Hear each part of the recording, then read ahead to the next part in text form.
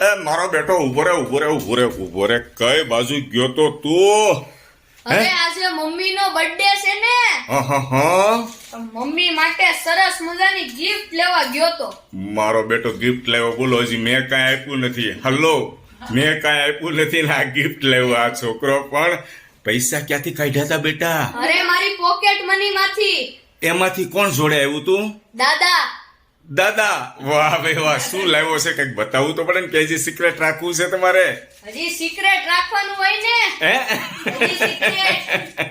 પણ મિત્રોને કહેતો ખરા અંદર હું છે એમ, હું લાવ્યો છું તારા મમ્મી માટે. અરે સરપ્રાઈઝ રાખવી પડે. સરપ્રાઈઝ પણ આપણે બતાવવું તો પડશે ને, એમ હું કહું છું. હે? ઈ હજી વાર છે.